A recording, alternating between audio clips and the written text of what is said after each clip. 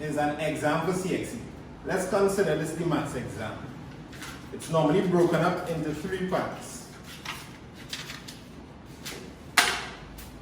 This part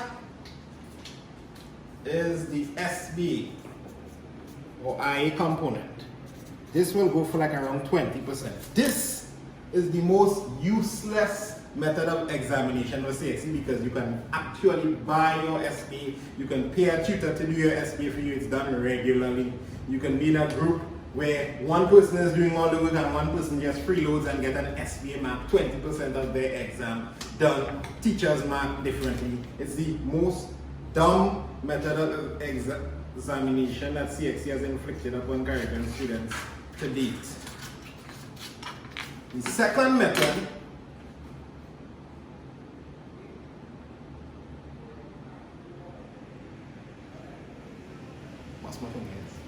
keep recording.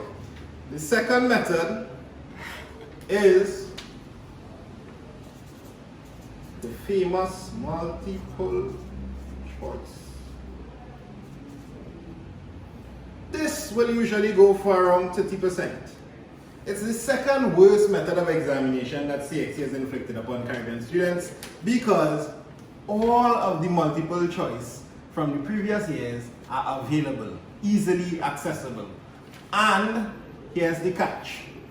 Every multiple choice that comes year after year, it's a repeat of old questions, close to 90%, sometimes even 100% of the exams is repeated questions which all the students have the solutions for.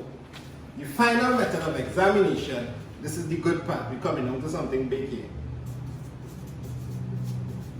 This is the paper 2.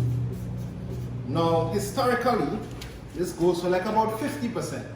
This is the best method of examination CXC has because it's an unseen paper.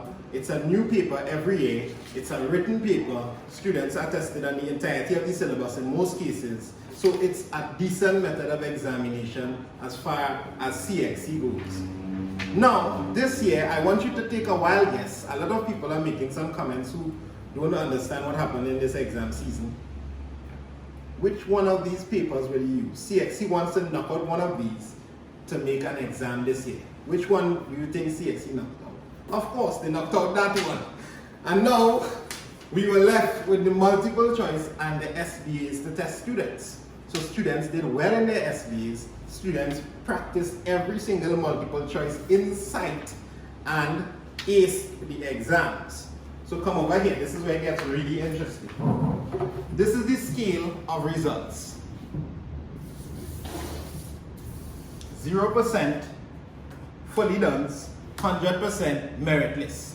Normally, this is the population of students doing the exam. When they do the exam, it normally skews something like this. So you have students who are doing in the middle range, students who are excelling, students who didn't revise anything. So now when it comes to awarding grades, grade 1s all A's, grade 1s, A, B profile, 2s, 3s, 4s, ungraded, whatever. This year, however, because remember we are using these two, when the students came to do their exam now, the population of students, we had a scenario like this happening, a bunching up near the high percentage. But CXC wants to make it appear that the exam still kept its integrity. So the way to do that now is only the students who get absolutely nothing wrong in the already erroneous exam were given high marks. Those students who felt like they were getting all correct, because these students are feeling like they are in the position for 1s or A's. You may get a 2, 3, 4. So this is where we are at, and this is why CXC is facing legal action from different entities in the Caribbean.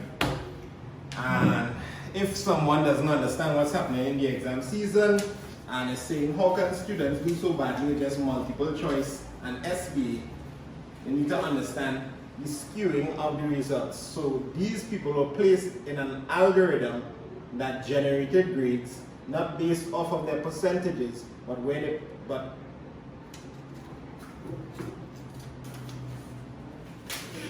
I don't know. I know.